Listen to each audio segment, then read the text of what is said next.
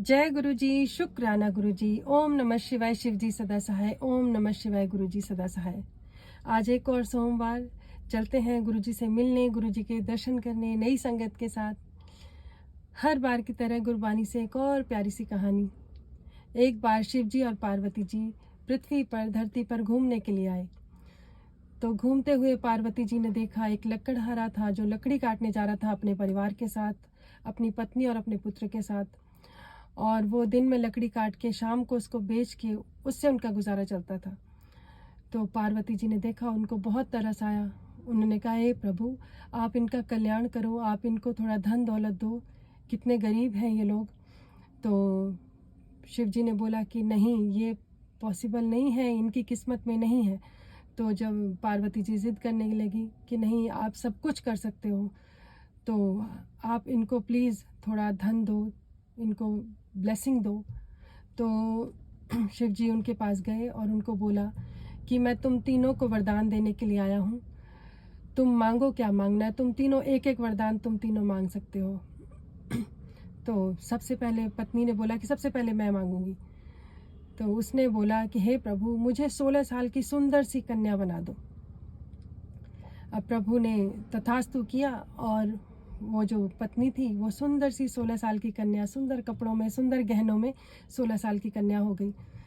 तो उसी टाइम वहाँ से उस राज्य का राजा गुजर रहा था घोड़े पर, और उसने देखा कि ये तो इतनी सुंदर है, इस पर मेरा अधिकार है। उसने उसको अपने घोड़े पे बिठाया और ले गया। तो ये देखकर राजा लकड़हारे को बहुत गुस्सा आया और उसने कहा, हे प्रभु, अब मैं भी वरदान मांगना चाहता हूँ कि मेरी पत्नी को कुतिया बना दो। उसको गुस्सा आया, उसने अपनी पत्नी को कुतिया बना दिया। तो प्रभु ने बोला तथास्तु, और वो कुतिया हो गई।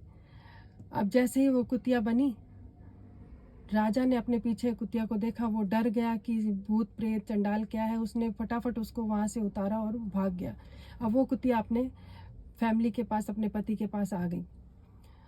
अब ये सब देख के उसका बेटा बहुत दुखी हुआ। तो बेटे ने बोला कि हे प्रभु, अब मेरी बारी है, मैं भी मांगना चाहता हूँ। तो प्रभु ने बोला, मांगो बेटा। तो उसने कहा कि मेरी माँ जैसे पहले थी उनको वैसे ही बना दो। तो प्रभु ने तथास्तु किया और वो उसकी जो पत्नी थी लकड़हारे की, वो उसी रूप में आ गई जिस रूप में थी। तो कहने का अर्थ है कि ईश्वर से कभी भी मांगो, लालच में आके कुछ भी मत मांगो। ईश्वर से कभी भी मांगो, सुमति मांगो, अच्छी सोच मांगो। जहाँ कहते हैं ना, जहाँ सुमति तहाँ संपत्ति नाना, जहाँ कुमति तहाँ विपत्ति निदाना। तो जहाँ अच्छी सोच होती है वहाँ सब कुछ मिलता है, बिना मांगे प्रभु से मिलता है। हमारे गुरुजी तो ऐसे हैं, बिन मांगे सब कुछ देते हैं। उनसे मांगने की ज़रूरत ही नहीं पड़ती, बस उनसे प्यार करने की ज़रूरत है और अच्छी सोच रखने की ज़रूरत है। अच्छी सोच जिसमें आप सबको ईश्वर का रूप मानते हो। इसीलिए गुरुजी एक ही थाली में 4 लोगों को भोजन कराते हैं कि सामने वाले को आप अपना समझो, मेरा ही अंश है सब। जितने भी जीव जंतु प्राणी, सब में ईश्वर का अंश है, सब में प्रभु बसते हैं।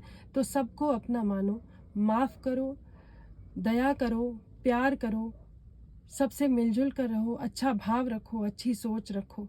ईश्वर प्रसन्न होते हैं अच्छी सोच से, लालच से कभी खुश नहीं होते। लालच जहाँ भी करोगे वहाँ कुछ नहीं मिलने वाला। लेकिन ईश्वर से प्यार करो, अच्छी सोच रखो, सुमति होगी, अच्छी सोच होगी तो दुनिया की सारी दौलतें आपके कदमों में होंगी। तो चलते हैं नई संगत से मिलने। कौन कौन है आपको मिलवाती हूँ। जय गुरु जी, शुक्राना गुरु जी। आपका नाम क्या? अंजलि। आज मैं पहली बार जा रही हूँ आपके साथ। आई थिंक गुरु जी का बुलावा है, तो देखते हैं आज बड़े मंदिर जाके हम भी दर्शन करते हैं। अगर गुरु जी की ब्लेसिंग मिले तो बहुत बहुत बढ़िया है। मिल जाएगी, जो भी जाता है गुरु जी इसको ब्लेस करते हैं। जय गुरु जी। जय गुरु जी। आंटी जी, जय गुरु जी। मैं दूसरी बार जा रही हूँ। गुरु महाराज का कोटि कोटि शुक्राना, आपने बुलाया, आपका कोटि कोटि शुक्राना। दर्शन करने जा रही हूँ। जय कोटि कोटि जय गुरु।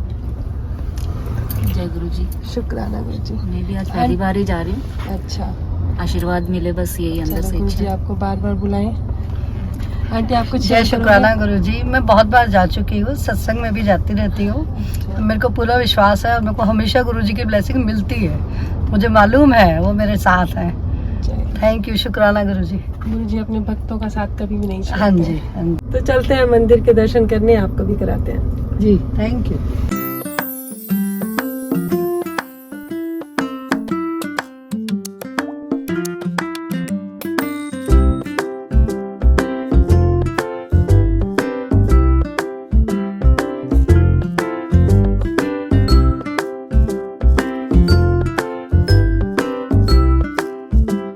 हुक्म होया कि इस ते शीश ते आरा रख के दो फाड़ कर दिता जाए।